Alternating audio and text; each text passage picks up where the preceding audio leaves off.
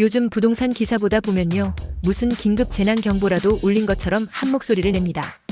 이제 집 사야 한다. 6월이 막 차다. 그런데 좀 이상하지 않으세요?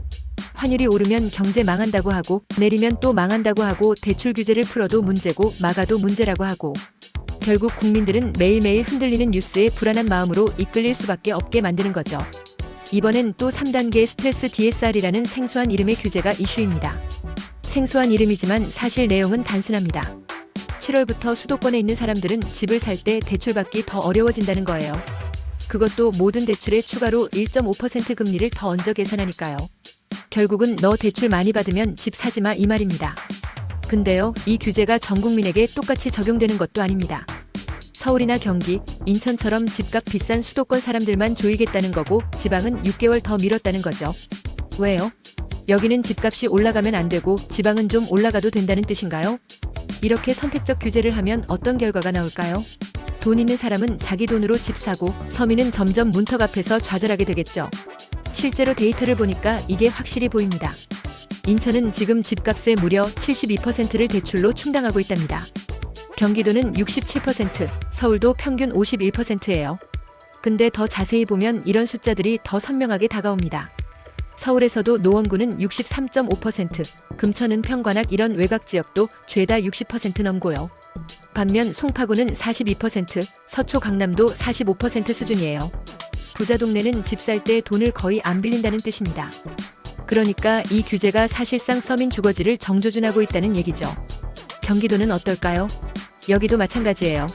과천은 대출 비율이 43%로 낮은 반면 동두천은 75%, 광주 오산 파주도 다 70% 넘어요.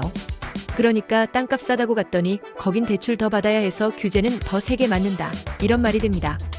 이쯤 되면 왜 우리만 잡냐는 푸념이 나올 만하죠.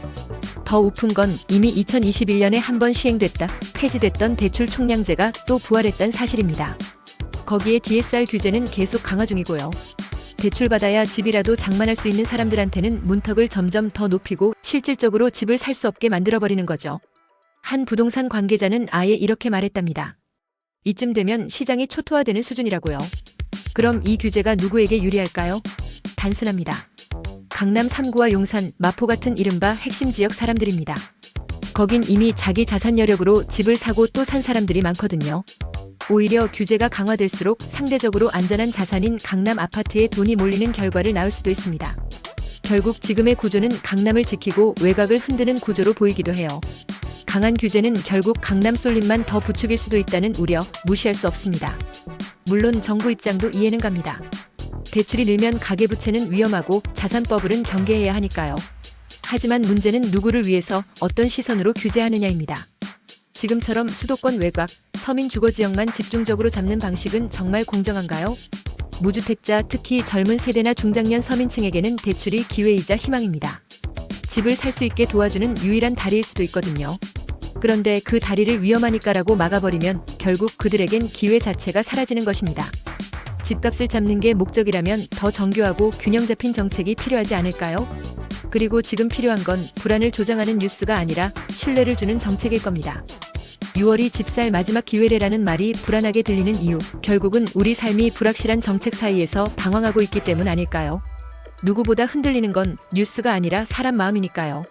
좋아요, 구독, 알림 설정도 눌러주셔요.